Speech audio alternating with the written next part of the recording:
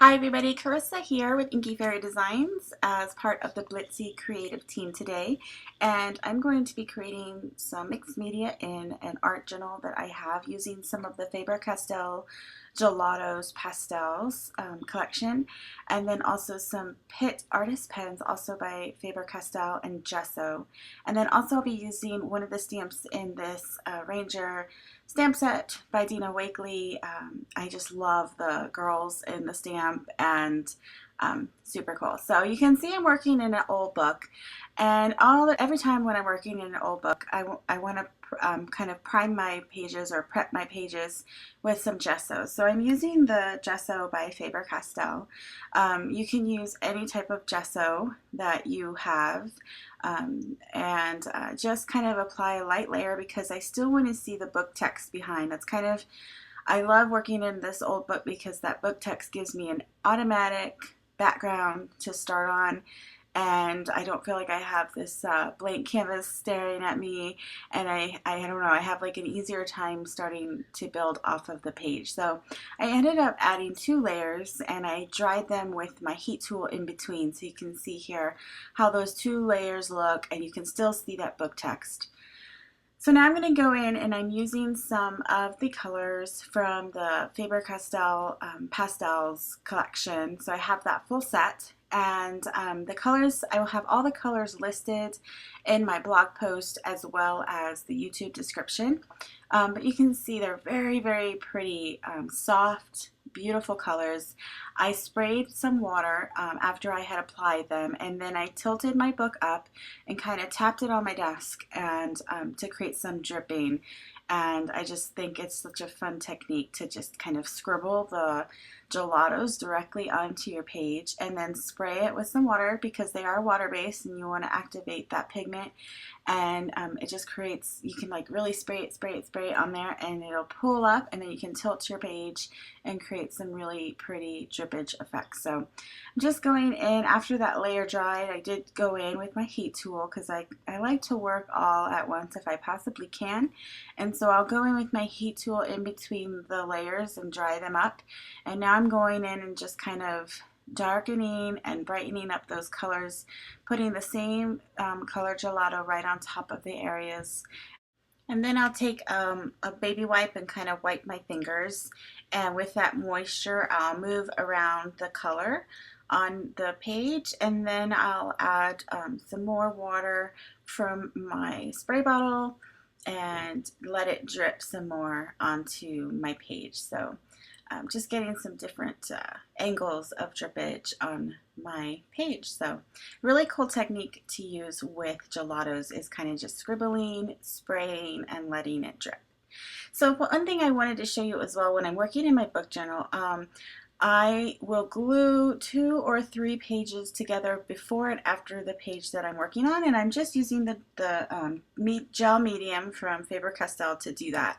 And so you'll see I coat both sides of the page, and then I'll flip it over and take a brayer and just make sure that they are nicely adhered, and then I have a thicker page and a thicker kind of canvas to work on.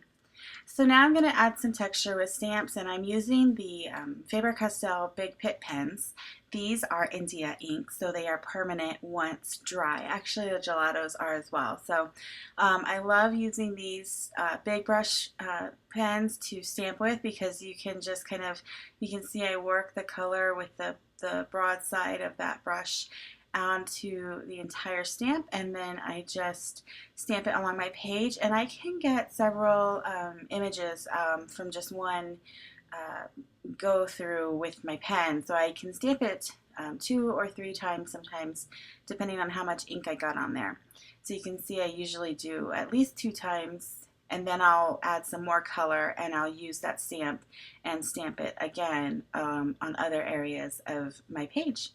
So again, I'll take my heat tool and I will heat set that to make sure that it's dry before I move on.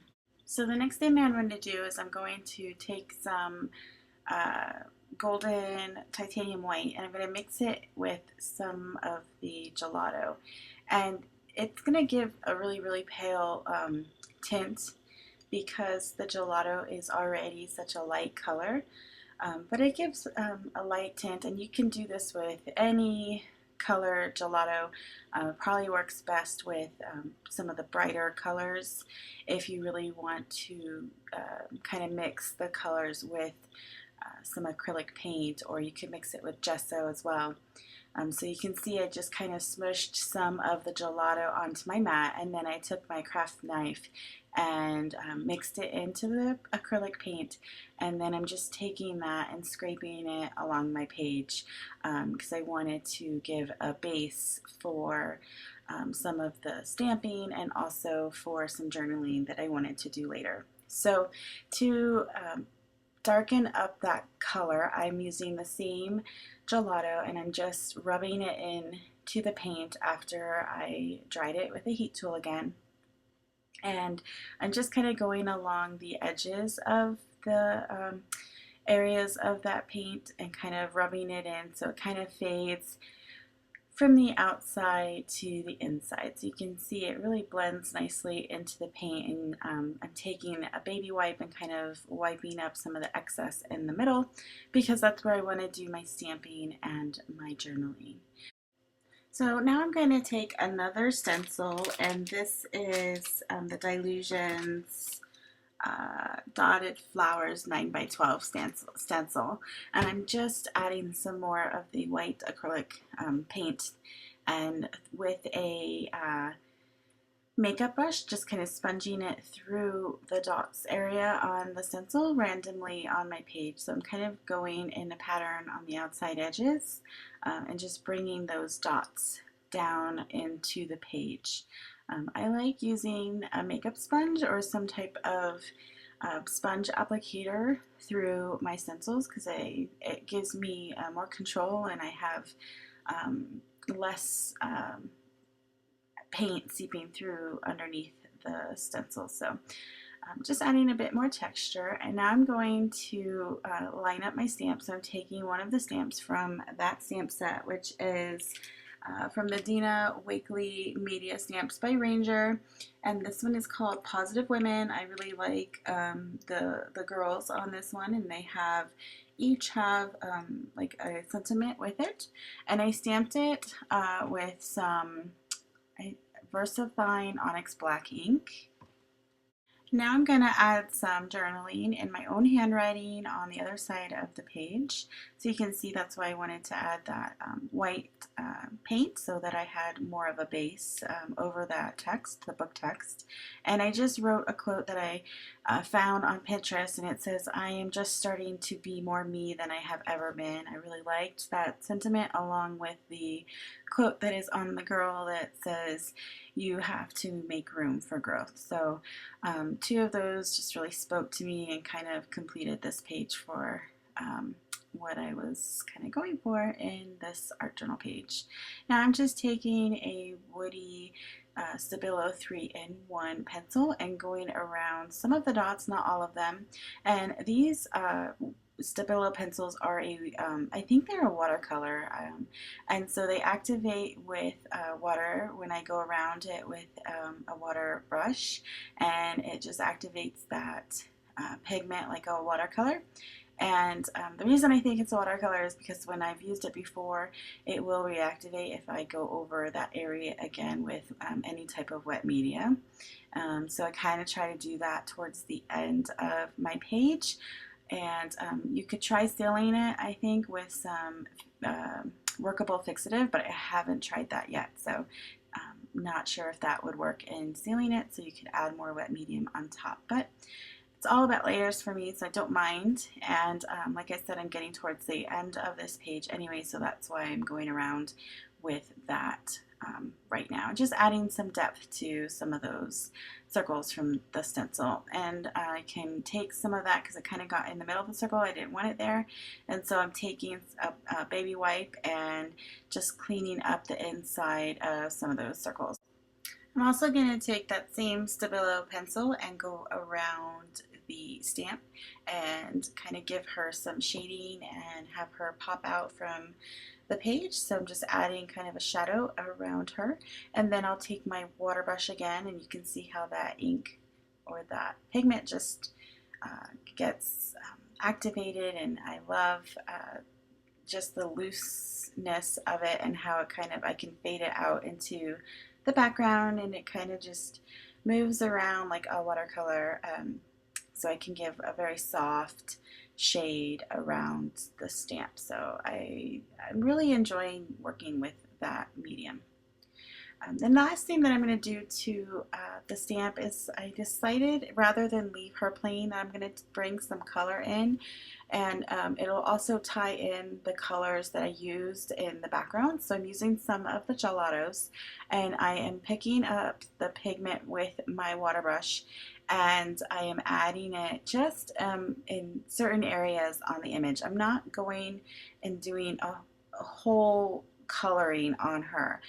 Just added some of that blue to her hair. I gave her some rosy cheeks, and I will come in and color up her lips, and then I'll also add some of the, I'm not sure what color it is, but the tan on her dress, and then also some of the peach on her face and neck, so on her skin.